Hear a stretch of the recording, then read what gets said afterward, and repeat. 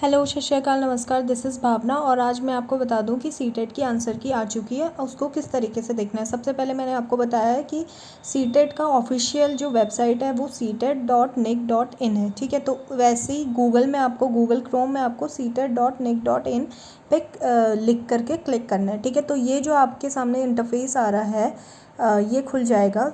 ऊपर देखो लिखा हुआ है CTET central board of secondary education.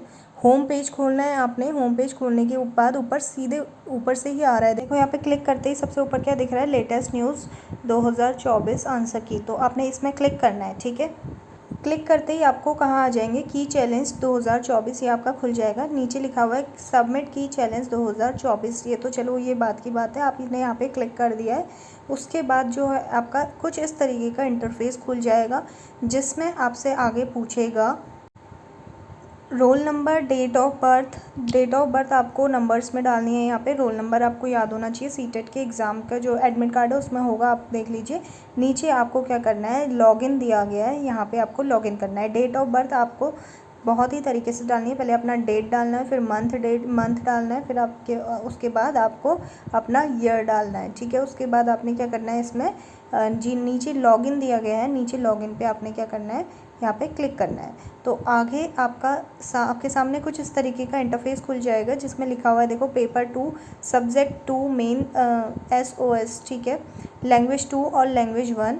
और जिन्होंने 2 पेपर दिए हुए हैं सीटेट 1 और सीटेट 2, तो उनका कुछ इस तरीके से इंटरफेस खुल जाएगा देखो।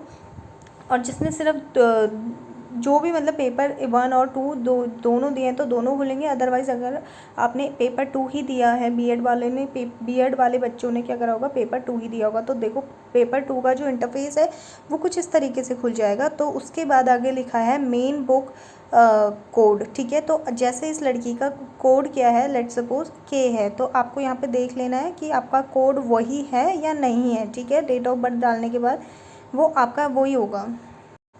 तो उसके बाद क्या है, देखो यहाँ पे डाउनलोड आंसर की, यहाँ पर से आप लोग डाउनलोड आंसर की कर लेंगे। और नीचे दिया गया है डाउनलोड OMR शीट पेपर 2, तो उसको भी आपने डाउनलोड कर लेना है। इन दोनों चीज़ों को यहाँ पे डाउनलोड करना है। देखो येलो स्ट्रिप के नीचे डाउनलोड आंसर की लिखा हुआ है, ये आपने डाउनलोड करना है। और आप लास्ट लाइन में देख लो डाउनलोड OMR शीट पेपर 2 लिखा हुआ है, तो आपको यहाँ पर से OMR शीट आपने डाउनलोड कर लेनी है। ठीक हो गया।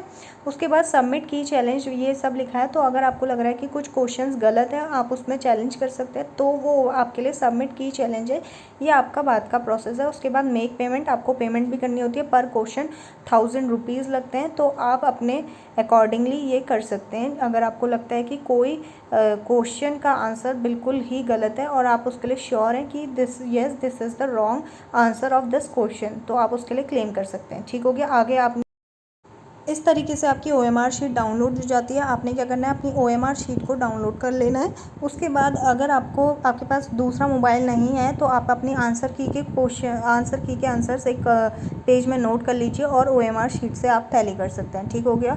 उसके बाद आप देख रहे हो यहाँ पे OMR शीट आपका देख लेना कि सही कोड का ही खुला है या नहीं खुला है। वैसे तो अगर आपने डेट ऑफ बर्थ वगैरह सही डाली है तो आपका OMR शीट भी सही ही खुला होगा।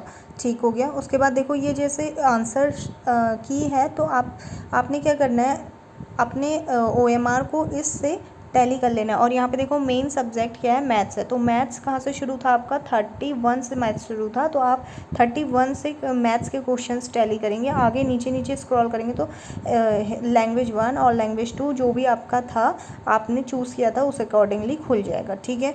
अब कहीं पे भी कोई अगर आपको लगता है कि नहीं समझ में आ रहा है तो आप नीचे कमेंट में डाल सकते हैं कि ये मुझे समझ में नहीं आ रहा है, तो मैं आपको कमेंट करके बता दूंगी कि क्या दिक्कत है करके। ठीक है, क्या कैसे आपका जो प्रॉब्लम है वो सॉल्व हो जाएगा। एंड मिलते हैं नेक्स्ट वीडियो में। Thanks for watching.